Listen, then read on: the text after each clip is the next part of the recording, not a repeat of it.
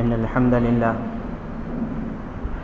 لله نحمده ونستعينه ونستغفره ونؤمن به ونتوكل عليه ونعوذ بالله من شرور أنفسنا ومن سيئات أعمالنا من يهده الله فلا مضل له ومن يضلل فلا هادي له وأشهد أن لا إله إلا الله وحده لا شريك له وأشهد أن سيدنا ونبينا ومولانا محمدا عبده ورسوله صلى الله تعالى عليه وعلى آله وأصحابه وسلم تسليما كثيرا كثيرا أما بعد فأعوذ بالله من الشيطان الرجيم بسم الله الرحمن الرحيم وما خلقت الجن والإنس إلا ليعبدون صدق الله العظيم وقال النبي صلى الله عليه وسلم من يرد الله به خيرا يفقهه في الدين رواه البخاري أو كما قال عليه الصلاة والتسليم۔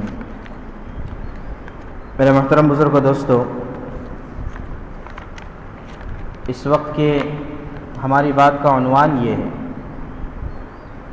کہ ہمارے سامنے مکمل شریعت ہے، پوری شریعت ہے، اور اس شریعت کو ہم تک جن لوگوں نے پہنچایا ہے وہ دو طرح کے علماء ہیں۔ دو گروپ میں ان علماء کا نام آتا ہے، ایک گروپ محدثین کا گروپ کہلاتا ہے اور ایک جماعت فقہاء کی کہلاتی ہے۔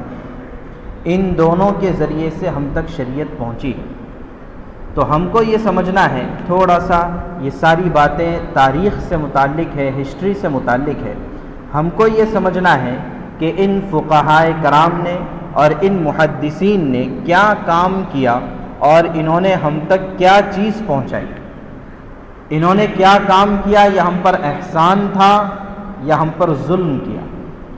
انہوں نے جو چیز ہم تک پہنچائی یہ امانت تھی یا انہوں نے اپنی طرف سے گڑھ کر کوئی چیز پہنچائی؟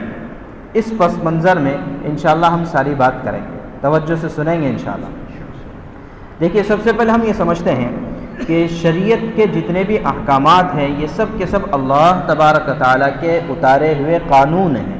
جیسے ملک کا قانون ہوتا ہے، کسی بھی ملک کا قانون ہوتا ہے تو اس قانون کا احترام کیا جاتا ہے، اس قانون پر عمل کیا جاتا ہے۔ لیکن الحمدللہ مسلمان ہونے کے ناطے، ایمان والا ہونے کے ناطے ہم اس پر فخر کر سکتے ہیں اور ہم اس کو فخر کے ساتھ بیان کر سکتے ہیں کہ ہمارے پاس جو قانون ہے، یا دوسرے الفاظ میں ہمارے پاس جو شریعت ہے، اس شریعت کی بنیاد اللہ تبارک و تعالیٰ کے کلام پر ہے، قرآن مجید پر ہے۔ باقی دنیا کے اس وقت میں جتنے بھی قانون ہیں یقیناً قابل احترام ہیں، لیکن جتنے بھی دنیا کے قانون ہیں ان کی بنیاد کسی آسمانی چیز پر نہیں۔ مثال کے طور پر ہندوستان کا قانون بنا، کب بنا ہندوستان کا قانون؟ کب بنا؟ 1950 میں لاگو ہو گیا، ریپبلک ڈے سے، یوم جمہوریہ سے لاگو ہو گیا، تو 1950 سے یہ لاگو ہوا۔ یہ ہندوستان کا قانون بنا، اس کی بنیاد کس پر ہے؟ جو اس سلسلے میں ریسرچ کرتے ہیں وہ بتاتے ہیں کہ اس کی بنیاد ساری کے ساری برٹش لا پر ہے۔ انگریز جو آئے تھے انہوں نے قانون بنایا تھا، اسی قانون پر اس کی بنیاد رکھی گئی اور کچھ علاقائی اعتبار سے، ضرورت کے اعتبار سے کچھ تبدیلی کر دی گئی۔ برٹش قانون کیسے بنا؟ تو اگر اس کی ریسرچ میں ہم جاتے ہیں، اس کی تحقیق میں جاتے ہیں، تو وہ قانون بنا ہے رومن لا کے اوپر، اس لیے کہ اس وقت کی جو مہذب دنیا کہلاتی ہے اس کی تمام چیزیں یہ رومن امپائر سے چلی آ رہی۔ تو غرض یہ کہ ہمارے قانون کی بنیاد کسی نہ کسی انسان کے بنائے ہوئے قانون پر ہے، اس سے آگے کچھ نہیں۔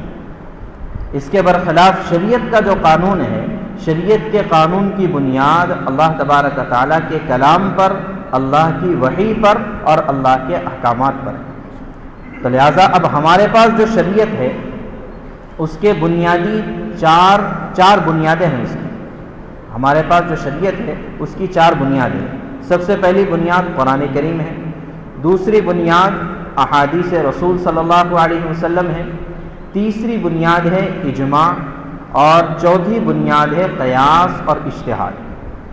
تو یاد رہے گی کہ ہماری شریعت میں 4 چیزیں بنیادی ہیں، کسی بھی مسئلے کے لیے ان 4 میں سے کسی ایک سے ثابت ہونا ضروری ہے۔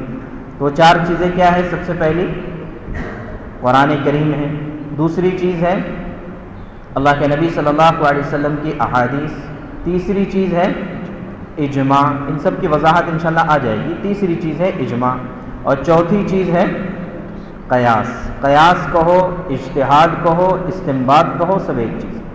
اب اس میں سب سے پہلی چیز قرآن ہے۔